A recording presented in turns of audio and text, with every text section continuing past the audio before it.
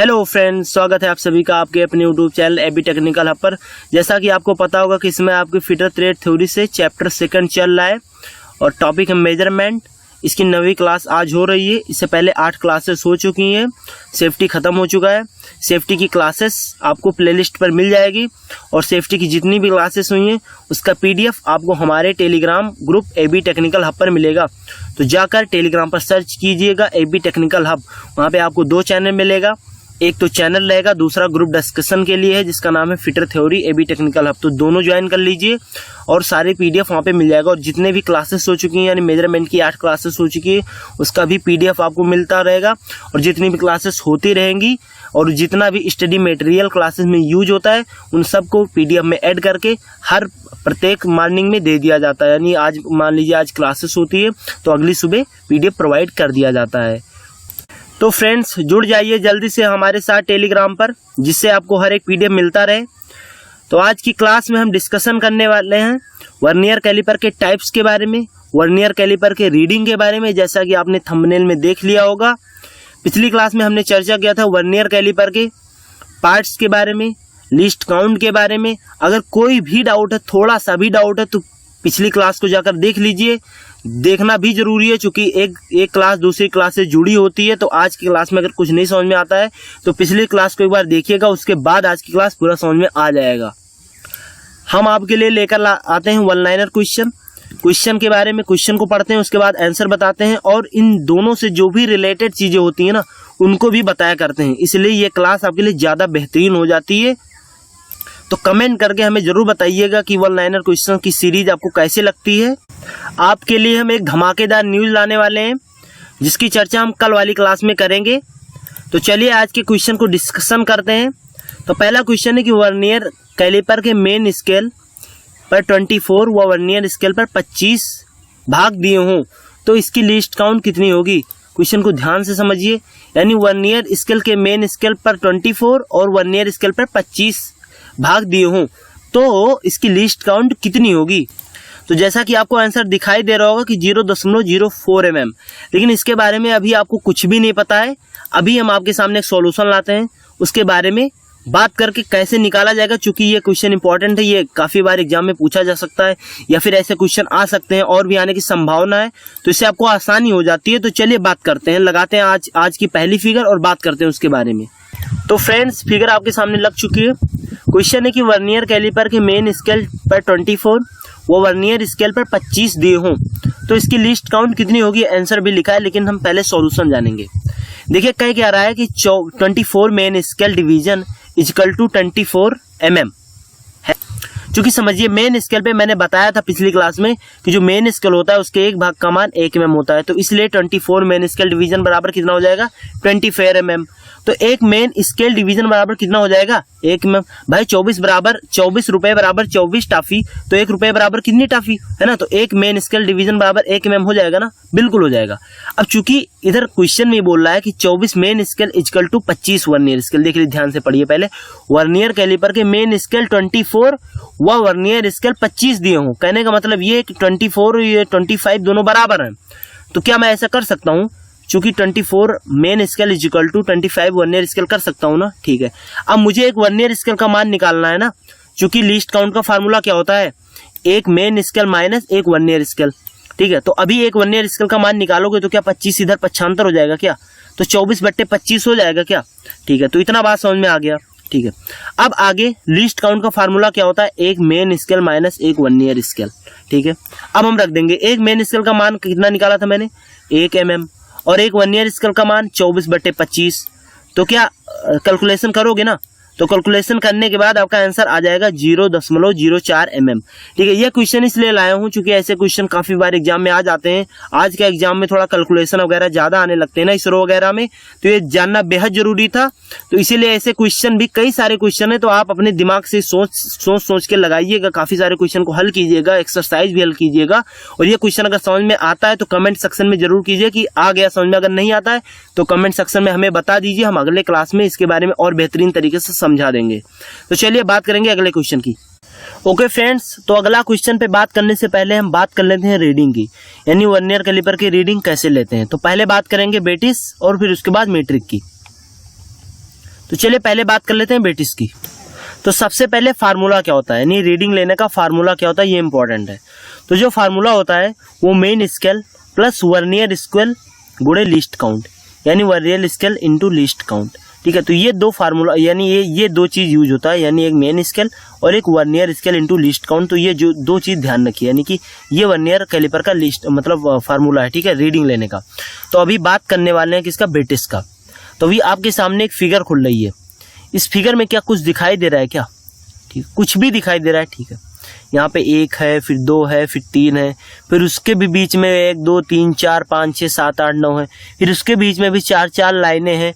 तो कुछ दिमाग चल रहा है क्या। तो बेटिस में मैंने आपको बताया था कि 1 इंच को 10 भागों में डिवाइड कर दिया जाता है, यानी ये जो 10 है ना, 1 2 3 4 5, इनके एक भाग का मान, यानी 1 से यहाँ से और 1 के बीच का मान कितना है, 0.1 इंच। ठीक है, और इस 0.1 इंच को 4 भागों में डिवाइड किया जाता है, यानी 1 2 3 और 4, और इस चौथे भाग में एक भाग का मान कितना होता है, 0.025 इंच। तो ये चीज ध्यान रखिए। और एक बात मैंने ये भी बताया था कि जो बेटिस होता है उस पे जो वर्नियर स्केल होता है उस पे 25 भाग और मेन स्केल के 24 भाग के बराबर होता है। फिलहाल इसका कोई इसमें यूज नहीं है, लेकिन ये चीज जानना बहुत ही जरूरी है। तो अभी रीडिंग लेना सीखेंगे। तो सबसे पहले हमें क्या निकालना है, मेन स्केल समझना है। पहले हमें मेन क्या समझना है, मेन स्केल। तो चले मेन स्केल को काउंट कर लेते हैं। तो सबसे पहले ये 1 इंच लोगे क्या, 1 इंच लोगे ना, तो ठीक है 1 इंच यहाँ पे लिख दिया। ठीक, प्लस में अभी मेन स्केल की रीडिंग नहीं हुई ना, उसके बाद में जो मैंने 1 इंच को सब डिवीजन में डिवाइड किया था उसको काउंट करेंगे। ठीक है, तो 1 2, तो एक भाग का मान कितना था, 0.1 इंच, तो 2 भाग का कितना मान हो जाएगा, 0.2 इंच। तो ये भी लिख दिया।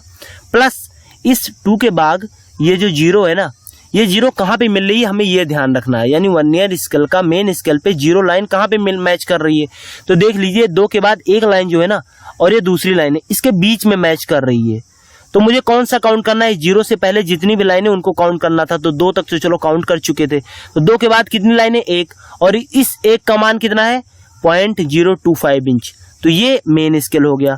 फिर से समझ लीजिए, सर्वप्रथम 1 इंच, ये बड़ा वाला इंच हुआ ना, ये बड़ा वाला इंच हुआ ना, तो उसको लिख लिया। उसके बाद में इसको 10 भागों में डिवाइड किया गया था। तो ये 0 वाली जो लाइन है, इससे पहले ये बड़ी वाली ना, ये कितने हैं, तो ये 2 हैं, तो 0.2 हो गया। उसके बाद में और सबसे छोटी जो भाग थी ना, 0 वाले से कितनी लाइनें हैं, तो 1 लाइन, तो 1 लाइन का मान कितना था, 0.025 इंच। ठीक है, अब ये बात हो गया।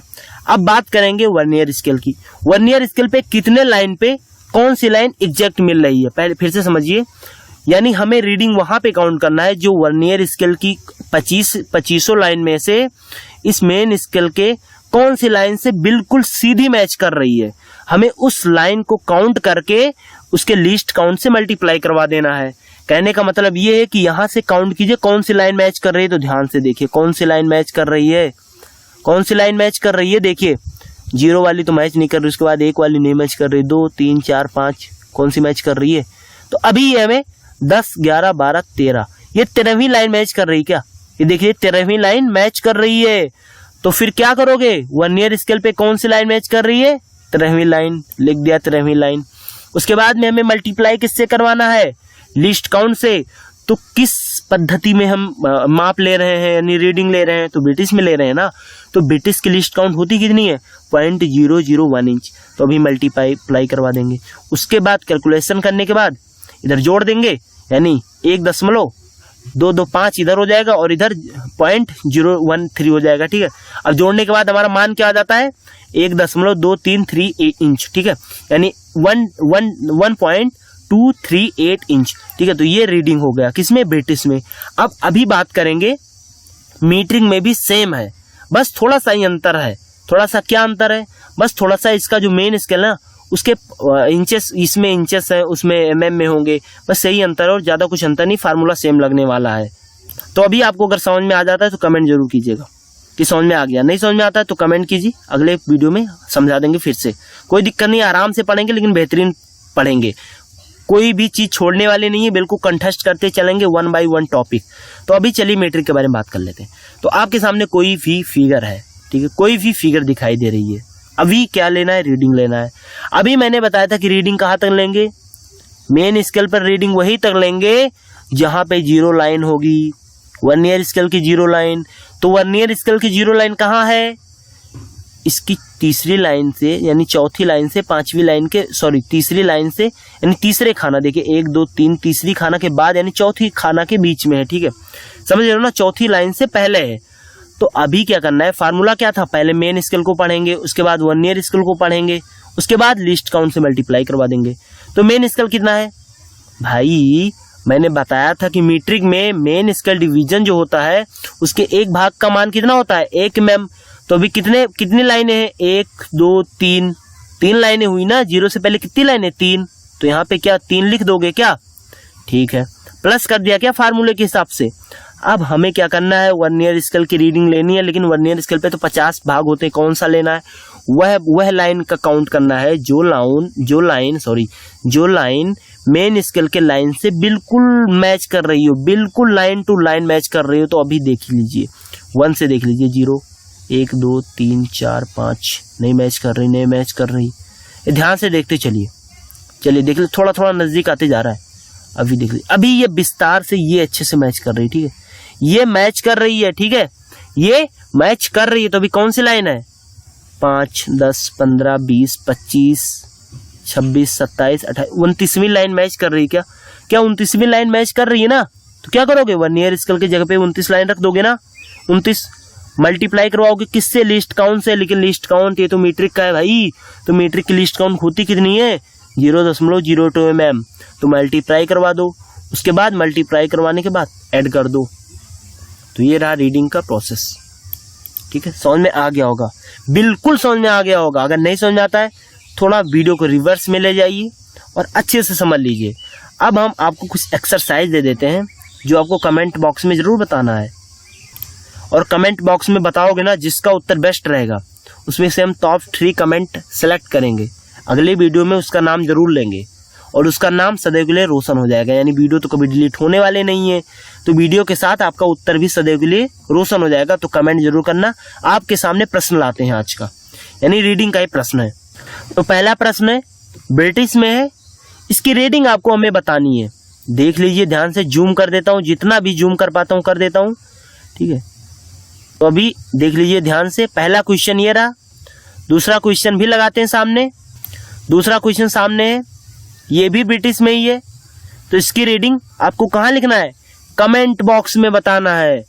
तो जरूर बताना, क्योंकि वीडियो के कल वाली वीडियो में यानी अगली वाली क्लास में आपके उत्तर को जरूर डिस्कशन किया जाएगा, तो बताना मत भूलना। तो ये चीज, दोनों क्वेश्चन के उत्तर हमें कमेंट बॉक्स में बताइए। चलिए बात करते हैं अगले क्वेश्चन की। क्वेश्चन नंबर 2 है कि गियर टूथ वर्नियर कैलिपर का प्रयोग कहाँ किया जाता है। गियर दांतों का एडेंडम व दांतों की मोटाई चेक करता है। ये क्या करता है, गियर दांतों का एडेंडम और दांतों की मोटाई चेक करता है। इससे पहले बता दें कि आपके लिए एक धमाकेदार न्यूज लेकर आ रहे हैं, जो कि आपके एग्जाम पॉइंट ऑफ व्यू से बहुत ही इंपॉर्टेंट होगी।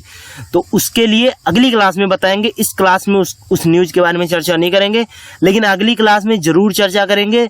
और अगली क्लास में आप बोलोगे हाँ सर जी ये आपने बहुत अच्छा किया। तो उस न्यूज को सुनने के लिए आपको पता है ना क्या करना होगा, तो जरूर। तो चलिए अब गियर टूथ वर्नियर कैलिपर के बारे में बात कर लेते हैं। इसके फिगर को सामने लगाते हैं और बात करते हैं। तो ये रहा गियर टूथ वर्नियर कैलिपर। ठीक है, इसके बारे में अगर हमें फुल्ली डिटेल बताना हो तो कम से कम कुछ नहीं तो हमें 20 मिनट चाहिए ही चाहिए। यानी 20 मिनट में ही हम इसको बता सकते हैं, उससे पहले नहीं बता सकते। फिलहाल ITI में सिर्फ इतना इंपॉर्टेंट है कि इसका यूज कहाँ करते हैं। ठीक है, इसमें कितने स्केल यूज होते हैं, बस इतना इंपॉर्टेंट है। लेकिन अगर फिर भी आप जानना चाहते हो, इसको विस्तार पूर्वक जानना चाहते हो, तो जरूर कमेंट कीजिए। अगली क्लास इसके लिए एक स्पेशल क्लास बना देंगे। गियर टूथ वर्नियर कैलिपर बहुत ही इंपॉर्टेंट है। ठीक है, तो कमेंट जरूर कीजिएगा, तभी हम बनाएंगे, वरना हम फिर इस पे बनाएंगे नहीं। ठीक है, तो बताओगे तो तभी बनाएंगे। तो इसमें 2 कैलिपर बना होता है, एक होता है वर्टिकल, एक हॉरिजॉन्टल होता है। ठीक है, ध्यान रखिए। ये क्या करता है, एडेंडम दूरी चेक करता है। कोई भी गियर है, यानी कोई भी गियर है, उस पे एक ऊपर वाला हिस्सा एडेंडम होता है, नीचे वाला डिडेंडम होता है। यहाँ पे एक पिच सर्कल होता है, एक आउटसाइड सर्कल होता है, एक रूट सर्कल होता है। तो रूट सर्कल से और पिच सर्कल के बीच की दूरी क्या कहलाती है, डिडेंडम। और पिच सर्कल से और आउटसाइड सर्कल के बीच की दूरी क्या कहलाती है, एडेंडम कहलाती है। तो ये चीज ध्यान रखिए। तो ये चेक कैसे करता है, ये दांतों की मोटाई भी चेक करता है, लेकिन साथ ही यानी दांतों की मोटाई जब आप चेक कराओगे उसी के साथ में ही ये एडेंडम भी चेक कर लेता है। तो दोनों इंपॉर्टेंट है। अगर ये दोनों ऑप्शन में आता है तो ऑप्शन, अगर कहीं रहता है बोथ ऑप्शन तो बोथ लगाओगे, ज्यादा बेटर, तभी सही जाएगा आंसर। चूंकि ये दोनों साथ में चेक करता है तो ये चीज ध्यान रखिए। ओके, और भी फिगर आपके सामने दिखा देते हैं। ये देख लीजिए, ये वाला फिगर, ये डिजिटल भी दिखा देते हैं। ये डिजिटल है, ठीक है, बेस्ट, बहुत ही अच्छा होता है, ठीक है। और सेम प्रोसेस तो सब वैसे ही वर्नियर कैलिपर के जैसा। तो चलिए बात करेंगे अगले क्वेश्चन पे। अगर इसके बारे में कमेंट करोगे तो जरूर बताएंगे। चलिए अगला क्वेश्चन है डायल कैलिपर से। डायल कैलिपर का सिद्धांत कहाँ पे कार्य करता है भैया? ये किस सिद्धांत पे कार्य करता है? ये इंपॉर्टेंट है। तो रैक एंड पिनियन पे कार्य करता है। लेकिन अगर ऑप्शन में आएगा तो अगर आप पढ़े नहीं रहोगे तो बिल्कुल नहीं लगाओगे रैक एंड पिनियन, क्योंकि जो वर्नियर कैलिपर होता है वो तो दो स्केलों के अंतर पे कार्य करता है ना। तो रैक एंड पिनियन भैया वर्नियर स्केल में हो ही नहीं सकता। आप कभी सोच ही नहीं सकते कि ऐसा हो सकता है क्या। अगर पढ़े नहीं रहोगे तो कभी नहीं लगाओगे, सोचोगे ऐसा हो ही नहीं सकता। अगर तुक्का भी लगाना हो तो भी गलत हो जाएगा ये। तो ये डायल कैलिपर ऐसा ही होता है, रैक एंड पिनियन पे कार्य करता है। इसके बारे में विस्तार से समझेंगे, कैसे लिस्ट काउंट वगैरह सब कुछ समझेंगे। तो चलिए फिगर लगाते हैं आज की। ये रही इसकी फिगर, ठीक है। अब क्या ये दूसरों कैलिपर से भिन्न होता है? बिल्कुल भिन्न होता है। चूंकि रैक एंड पिनियन पे कार्य करता है, अदर तो ऐसा कार्य नहीं करता। तो ये भिन्न हुआ ना, बिल्कुल भिन्न हुआ, ठीक है। इसके बीम पर रैक बनी होती है। ये जो बीम है ना, ये जो बीम है ना, जहां पे मेन स्केल बनी होती है उसे बीम कहते हैं यार। तो बीम पे क्या बना होता है? रैक। और ये जो वर्नियर स्केल वाला पार्ट है ना, इसे क्या बोलते हैं? डायल। और डायल पे क्या बना होता है? पिनियन बना होता है। क्या बना होता है? पिनियन। और इसी पिनियन पे यानी इसी गरारी पे ये नीडल लगी हुई होती है, यानी सुई लगी हुई होती है। और जब तुम बीम को सरकाते हो, यानी जब वर्नियर स्लाइड को सरकाते हो, तो रैक और पिनियन मिलके जब रैक चलता है जितना, तो उसी के हिसाब से पिनियन भी घूमता है। और उसी के हिसाब से आपकी ये चूड़ी घूमती रहती है, मतलब सॉरी ये सुई ऐसे ही घूमती रहती है। तो इस प्रकार आप रीडिंग ले लेते हो। इस पे 250 बराबर भाग बने होते हैं। कितने भाग बने होते हैं? 250 बराबर भाग। इसके द्वारा भी आंतरिक माप ले सकते हो, बाहरी माप ले सकते हो, गहराई भी माप सकते हो, कोई प्रॉब्लम नहीं आएगी। अब बात आती है एक्यूरेसी की, इंपॉर्टेंट है। अगर ऑप्शन में आ जाता है कि 0.05, 0.02 और 0.01, तो क्या लगाओगे? तो उपरोक्त सभी लगाना। क्या लगाना? उपरोक्त सभी लगाना। चूंकि ये जो डायल कैलिपर है ना, तीनों में उपलब्ध होता है। तो कैसे निकालेंगे लिस्ट काउंट? 0.01 कैसे निकालेंगे? 0.02 कैसे निकालेंगे? बिल्कुल बात करेंगे। लगाते हैं पीडीएफ सामने। पीडीएफ आ चुकी लिस्ट काउंट निकालने का। तो सबसे पहले क्या लिखा है कि कैलिपर के रैक पर 0.5 mm की पिच के हिसाब से दांते कटे होते हैं। समझ में आया क्या? ये जो रैक है ना, रैक कहाँ होता है? बीम पर। और जो बीम होता है उस पे दांते कटे होते हैं। तो उन दांतों की पिच कितनी होती है? 0.5 mm। फिर अगला पॉइंट क्या है कि डायल 250 बराबर भागों में बटा रहता है। क्या? डायल 250 बराबर भागों में बटा रहता है, ठीक है। अब ये बताओ हमको कि जो रैक होगा उस पे अगर दांते कटे हैं तो क्या पिनियन पे भी दांते कटे होंगे? तभी तो मिलके चलेंगे ना।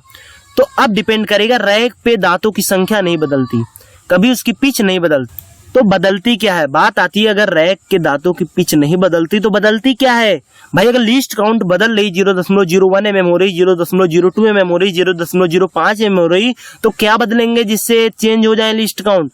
तो बदलता क्या है? पिनियन पर दांतों की संख्या, ठीक है। तो बात करने वाले हैं दो की, एक 0.02 mm, एक 0.01 mm। तो चलिए पहले बात कर लेते हैं 0.02 mm की। बहुत ही सिंपल है, एक बार समझने के बाद आपको होगी कितना इजी था ये तुरंत समझ में आ गया। तो सर्वप्रथम पिनियन पर दांतों की संख्या कितनी रहती है? यानी जो पिनियन है उसकी परिधि पर इसमें 10 दांते काटते हैं। किसने? 10 दांता काटते हैं। अब इस प्रकार पिनियन का एक चक्कर यानी कि जो 10 दांत होगा वो कितनी mm दूरी तय करेगा? 5 mm तय करेगा। भाई जब रैक से 10 दांते मिलेंगे ना, और जब रैक आगे बढ़ेगा तो जब 10 दांत यानी 0 से स्टार्ट होगा और फिर 0 पे आएगा, तो रैक तब तक कितने दांते आगे बढ़ चुका होगा? 10।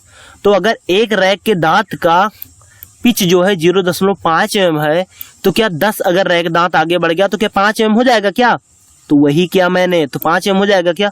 और अब हमने क्या किया, इसी 5 mm को 200 बराबर डायल डिवीजन में बांट दिया था ना। बात आ रही ना समझ में? इसी 5 mm को 250 डायल डिवीजन में बांटा था। तो क्या एक डायल डिवीजन का मान हमें निकालना है ना, तो एक डायल डिवीजन का मान कितना हो जाएगा? 5/250 हो जाएगा क्या? तो अब इसको कैलकुलेशन कर लेना और निकाल लेना। तो क्या आ जाएगा? 0.02 mm। ये हुआ इसका लिस्ट काउंट। अब इसमें क्या करेंगे, इसमें पिनियन पर कितने दांते काटेंगे? 5।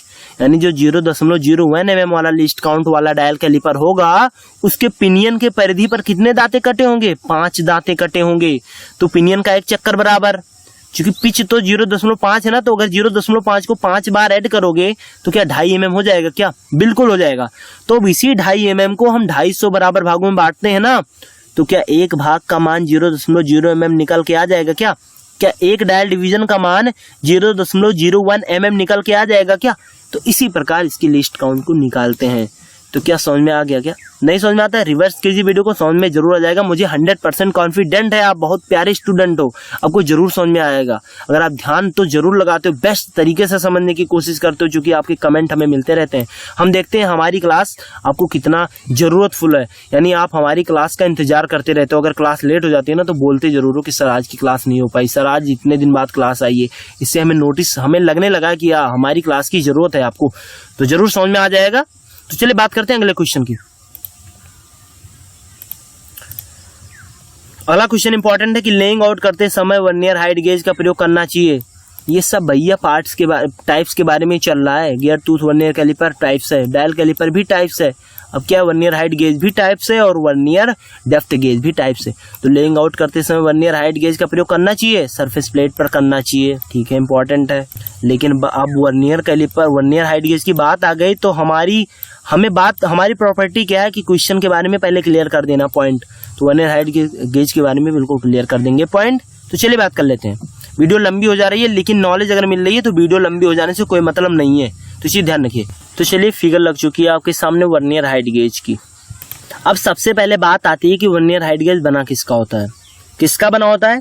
तो निकल क्रोमियम स्टील का बना होता है। एक बात बिल्कुल क्लियर कर दें कि आप लोग बहुत ही कंफ्यूजन में रहते हो। कोई बोलता है स्टेनलेस स्टील का बनाता है, कोई बोलता है निकल क्रोमियम स्टील का बना होता है। भाई क्यों लड़ रहे हो, क्यों झगड़ रहे हो? अरे बात को समझने की कोशिश कीजिए ना। निकल क्रोमियम स्टील और स्टेनलेस स्टील क्या अलग है? अरे नहीं भैया, बिल्कुल सेम है। स्टेनलेस स्टील को ही निकल क्रोमियम स्टील बोलते हैं। तो ये चीज आज से ध्यान रखिए और कंफ्यूजन को क्लियर कीजिए।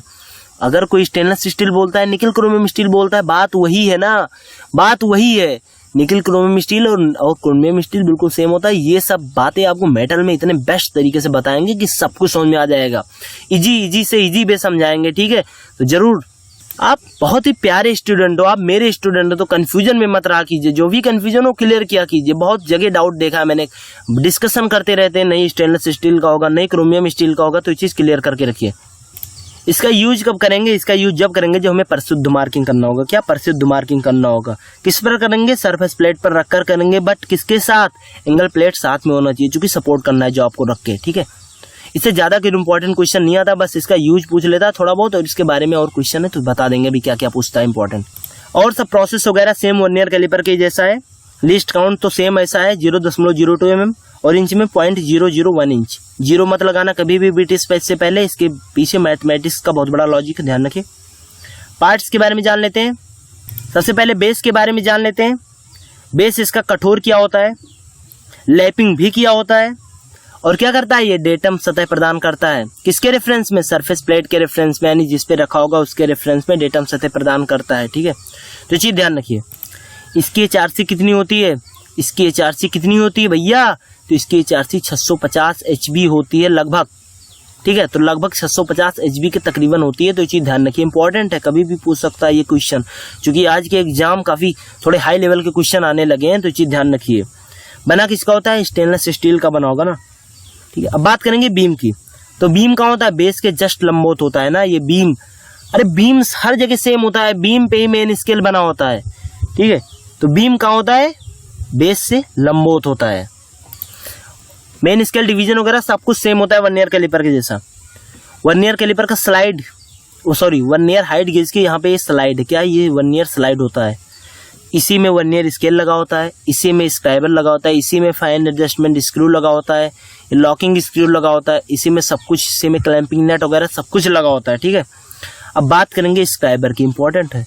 वर्नियर स्केल की बात तो हमने कर लिया वर्नियर कैलिपर में, इस पे ज्यादा फोकस नहीं करेंगे, बात फोकस करेंगे सिर्फ और सिर्फ स्क्राइबर पे। इसमें ज्यादा इंपॉर्टेंट है स्क्राइबर।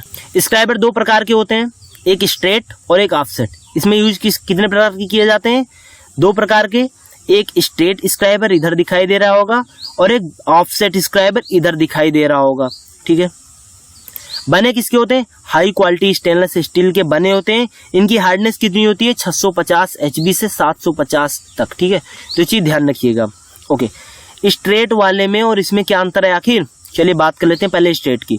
स्ट्रेट वाले का अगर यूज करोगे तो तुम्हें एक ब्लॉक की आवश्यकता पड़ेगी, यानी उस जो ब्लॉक यूज करोगे उसकी डायमेंशन 30 mm होगी। कितनी mm होगी? 30 mm होगी। कहने का मतलब ये है कि जब आप इसकी जीरो रीडिंग सेट कर दोगे ना, जब आप जीरो रीडिंग सेट कर दोगे तो ये जो स्ट्रेट स्क्राइबर होगा इसके और सरफेस के बीच में कितने mm की दूरी रहेगी? 30 mm की। यानी ये बिल्कुल जीरो रीडिंग नहीं देता, ये 0 पे 30, यानी इधर अगर जीरो रीडिंग सेट है वर्नियर स्केल पे तो ये रियल में 30 mm पे सेट होता है। तो ये चीज इसमें होता है, लेकिन इसमें ऐसा नहीं होता। तो इसलिए इसकी जीरो रीडिंग सेट करते समय हमें एक 30 mm की ब्लॉक की आवश्यकता पड़ती है। तो ये चीज ध्यान रखिए। यानी अगर आप वर्नियर हाइट गेज का यूज कर रहे हो, अगर उसमें स्ट्रेट स्क्राइबर लगा है तो जो रीडिंग लोगे, अगर आपने 5 mm की रीडिंग लिया तो उसमें 30 ऐड कर दोगे, अगर आपने 10 लिया तो 30 ऐड कर दोगे, अगर आपने 20 लिया तो भी 30 ऐड कर दोगे। लेकिन इसमें ऐसा कुछ भी नहीं है, इसमें सेम होता है, इसमें जीरो रीडिंग बताता है। ठीक है, तो चीज ध्यान रखिए। अब बात आती है स्पेसिफिकेशन की। इंपॉर्टेंट क्वेश्चन काफी बार एग्जाम में आ चुका है। तो बीम की लंबाई से इसकी स्पेसिफिकेशन की जाती है। जो बीम की लंबाई है ना, इसके द्वारा इसकी स्पेसिफिकेशन की जाती है। आमतौर पर 300 mm वाले वर्नियर हाइट गेज का प्रयोग किया जाता है। सामान्यतः 300 mm वाले, यानी 300 mm क्या होगा अभी तो बताया ना, बीम की ऊंचाई। तो 300 mm वाले बीम की ऊंचाई का वर्नियर हाइट गेज का यूज ज्यादातर किया जाता है। तो चीज ध्यान रखें। तो अब बात क्या करने वाले हैं? क्वेश्चन पे बात करेंगे, आपको पता होगा। तो अगला क्वेश्चन है कि वर्नियर हाइट गेज के किस भाग पर मेन स्केल ग्रेजुएशन बनी होती है? बीम पर। ठीक है, वर्नियर हाइट गेज का साइज किसके द्वारा निर्दिष्ट किया जाता है, यानी स्पेसिफाइड किसके द्वारा किया जाता है? तो वर्नियर यानी बीम की ऊंचाई द्वारा किया जाता है, ये भी बताया मैंने। वर्नियर हाइट गेज के मेजरिंग जा की कठोरता कितनी होती है, या फिर बेस की कठोरता भी पूछ सकता था। तो लगभग 650 HB के लगभग होता है। ठीक है, तो चीज ध्यान रखिए। अब बात आती है वर्नियर डेप्थ गेज की। वर्नियर डेप्थ गेज के बारे में चर्चा करेंगे और उसके बाद डिजिटल कैलिपर के बारे में चर्चा करेंगे, फिर क्लास को खत्म कर देंगे। तो चलिए फिगर लगाते हैं आपके सामने vernier height gauge vernier depth gauge की। तो सामने फिगर आपके लग चुकी है किसकी? वर्नियर डेप्थ गेज की। बना किसका होता है? निकल क्रोमियम स्टील या स्टेनलेस स्टील का बना होता है। किस लिए यूज करते हैं? गहराई मापने के लिए यूज करेंगे। सिद्धांत क्या है? सेम वर्नियर कैलिपर के जैसा होता है, सेम रीडिंग वगैरह सब कुछ same, list count same. Parts, कुछ पार्ट्स के बारे में जान लेंगे। बेस, इसमें बेस इंपॉर्टेंट है, बीम भी इंपॉर्टेंट है। ठीक है, तो सर्वप्रथम बेस जो होता है ना, इसे स्लाइडिंग हेड कहते हैं। क्या बोलते हैं? स्लाइडिंग हेड बोलते हैं। निकल क्रोमियम स्टील का बना होता है। जॉब के फेस पर टिका कर रख देते हैं। यानी मान लीजिए आपको कोई भी डेप्थ नापनी है तो उसके जो फेस होगा ना, उस पे इस बेस को टिका दोगे और आराम से गहराई माप लोगे। ठीक है, बीम होता है निकल क्रोमियम स्टील का बना होता है। मेन स्केल डिवीजन है ना, इसी पे बना होता है। वर्नियर स्केल डिवीजन इसके वर्नियर स्केल पे बना होता है। वर्नियर स्केल कहाँ होता है? वर्नियर स्लाइड पे बना होता है। तो इसी ध्यान रखिए। ये फाइन एडजस्टमेंट स्क्रू पता होगा। फाइन एडजस्टमेंट स्क्रू क्यों होता है? फाइन एडजस्टमेंट करने के लिए। ये लॉकिंग स्क्रू है, किस लिए? लॉक करने के लिए। ठीक है, कोई भी रीडिंग लॉक करने के लिए। लिस्ट काउंट इसकी कितनी होती है बात कर लेंगे। 0.02 mm और बेटिस में 0.001 इंच। तो ये चीज ध्यान रखिए। तो चलिए बात करेंगे क्वेश्चन पे। क्वेश्चन था कि वर्नियर डेप्थ गेज का प्रयोग कहाँ करते हैं? गहराई मापने में। ठीक है, वर्नियर डेप्थ गेज बना होता है, किसका बना होता है भैया? तो निकले क्रोमियम स्टील या स्टेनलेस स्टील का बना होता है। तो चीज ध्यान रखिए। ओके, अगला क्वेश्चन है कि वर्नियर डेप्थ गेज की अल्पतमांक कितनी होती है? तो 0.02 mm या फिर 0.001 इंच होती है। तो ये चीज क्लियर हुआ क्या? अब बात करेंगे डिजिटल कैलिपर की। किसकी बात करेंगे? डिजिटल कैलिपर की। फिगर लगा, तो सामने आपके खुल चुकी है डिजिटल कैलिपर। तो डिजिटल कैलिपर, क्या आपने कभी ITI में या फिर किसी भी बंदे के सामने डिजिटल वर्नियर कैलिपर इसका नाम कहा था क्या? अगर कहा था तो ना बच्चा ना भूल जाइए, बिल्कुल भी इसे डिजिटल वर्नियर कैलिपर नहीं बोलते, इसका नाम है डिजिटल कैलिपर। ठीक है, ये डिजिटल वर्नियर कैलिपर नहीं है। क्या है? डिजिटल कैलिपर है। ठीक है, तो ये चीज ध्यान रखिए। इसे सिर्फ और सिर्फ डिजिटल कैलिपर ही बोलते हैं। इसकी एक्यूरेसी कितनी होती है? इसकी एक्यूरेसी वर्नियर कैलिपर से ज्यादा होती है, यानी 0.01 mm होती है। क्या करता है? आंतरिक बाह्य या गहराई भी माप सकता है। ठीक है, LCD डिस्प्ले लगा होता है। वर्नियर कैलिपर के अलावा सेम प्रोसेस वर्नियर कैलिपर का है, बस रीडिंग इसका जो लिस्ट काउंट वो ज्यादा है। और इसका जो LCD डिस्प्ले है ना, ये अलग से प्रोसेस में सब एक्स्ट्रा, ठीक है, एक्स्ट्रा चीज़ है, ठीक है। तो ये एलसीडी डिस्प्ले होता है, ठीक है। इसे आप ऑन ऑफ कर सकते हो, ऑन ऑफ बटन है ना, तो इससे चलता है। इसकी जीरो रीडिंग आप कहीं भी सेट कर सकते हो, ठीक है। तो ये आसानी रहती है, तो ये चीज़ बेटर हुआ ना, तो इसीलिए इसको डिजिटल वर्नियर कैलिपर नहीं बोलते, इसका नाम ही डिजिटल कैलिपर है। आपको कभी भी माप लेना है तो माप लेने से पहले इसकी जीरो रीडिंग आराम से सेट कर सकते हो, तो ये इसका बेनिफिट है, ठीक है। तो चलिए फ्रेंड्स, आपको क्लास कैसी लगी कमेंट सेक्शन में हमें कमेंट करके जरूर बताइए। पीडीएफ को प्राप्त करने के लिए आपको हमारे Telegram group AB technical hub को ज्वाइन करना पड़ेगा। वहाँ पे जाकर सर्च कीजिएगा एबी टेक्निकल हब, तो जरूर मिल जाएगा, ठीक है। तो मिलते हैं अगले वीडियो में, कल इसके पीडीएफ मिल जाएगा। मिलते हैं अगले वीडियो में, तब तक के लिए बाय बाय, टेक केयर, ख्याल रखिए अपना।